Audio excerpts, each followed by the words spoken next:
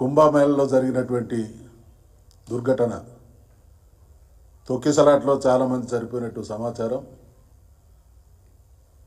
చనిపోయినటువంటి కుటుంబాలకు BRS party ప్రగాఢమైనటువంటి సంతాపాన్ని తెలియజేస్తూ ఉన్నది. ఈ సందర్భంగా కేంద్ర రాష్ట్ర ప్రభుత్వాలకు విజ్ఞప్తి చేస్తూ ఉన్నాం. క్షతగాత్రులకు అత్యంత మెరుగైనటువంటి వైద్యాన్ని అందించాలి. మరణించిన వారి కుటుంబాలను అన్ని విధాలుగా రెండు ప్రభుత్వాలు ఆదుకోవాలనేది మా విజ్ఞప్తి.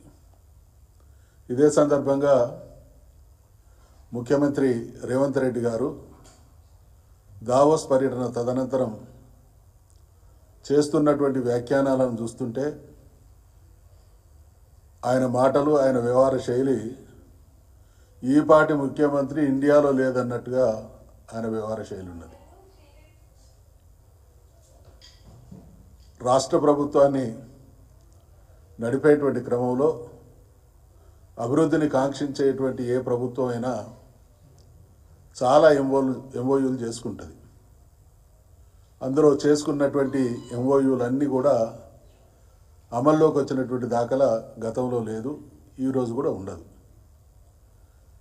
1,82,000 కోట్లు ఎంఓయూలు చేసుకోవడమే పెట్టుబడులు తరలి వచ్చినట్టుగా ఆయన భ్రమిస్తూ ఉన్నాడు.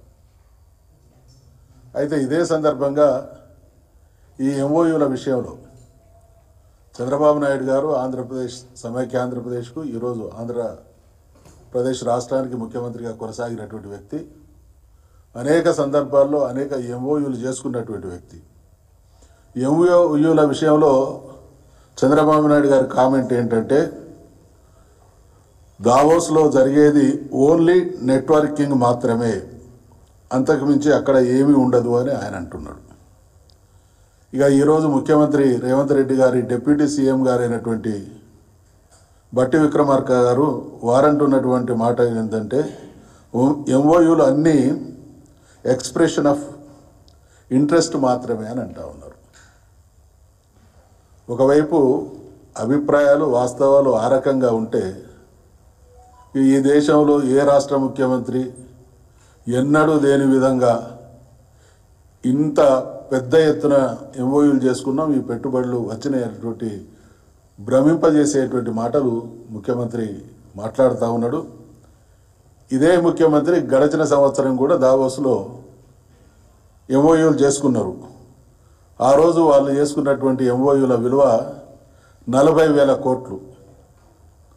దాంట్లో ఇప్పుడు మాకున్నటువంటి సమాచారం ప్రకారం 10-12,000 కోట్లు మాత్రమే మెటీరియలైజ్ అయినాయి. ఇదొక భాగం అయితే, ఇందులో ఇంకొక గొప్ప కోణం ఏంటంటే, మొన్న అక్కడ ఎంఓయూలు చేసుకున్నటువంటి వాళ్ళల్లో మనకు సంబంధించినటువంటి వాళ్ళు రామ్కీ కావచ్చు, మేఘా కావచ్చు ఇటువంటి సంస్థలన్నీ కూడా ఇక్కడికి సంబంధించినవి. వీళ్ళు కూడా పెద్ద ఎత్తున అక్కడ ఎంఓయూలు చేసుకున్నారు. అంటే ఫిగర్ ఎక్స్పోజ్ చేయడానికి మాత్రమే తప్ప, ఇది రేవంత్ రెడ్డి గారు నేను గొప్పగా కార్యక్రమాలు చేస్తున్నా అనేటువంటి దాన్ని నమ్మించడం కోసం ఈ రకంగా చేస్తూ ఉన్నాడు. అసలు జరుగుతున్నది ఏంది?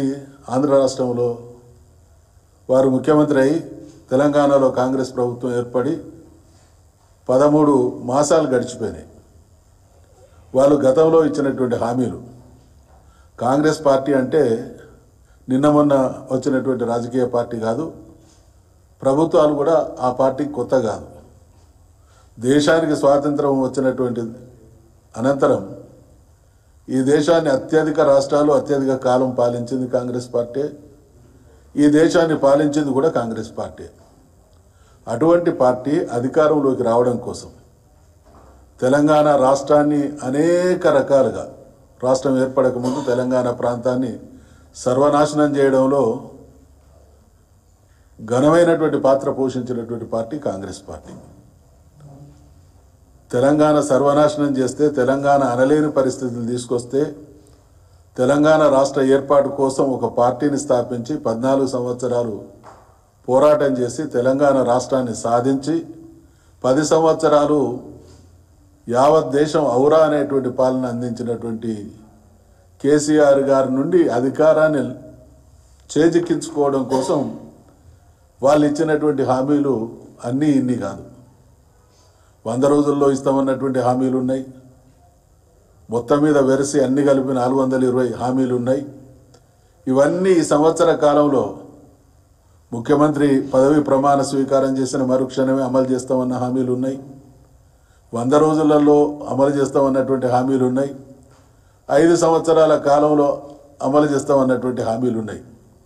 ఈ ఏ ఒక్క హామీ కూడా అమలు కానటువంటి పరిస్థితులలో రాష్ట్రంలో ఉండేటువంటి ప్రజలందరూ ఈ ప్రభుత్వం మీద దుమ్మెత్తి పోస్తూ ఉంటే, వ్యక్తిగతంగా రేవంత్ రెడ్డి గారిని కూడా ప్రజలు నిలదీసేటువంటి పరిస్థితి వస్తూ ఉంటే, ఆ పరిస్థితి నుంచి తప్పించుకోవడం కోసం అటెన్షన్ డైవర్షన్ కార్యక్రమాలు అనేకం ముఖ్యమంత్రి గారు కాంగ్రెస్ పార్టీ కొనసాగిస్తూ ఉన్నది.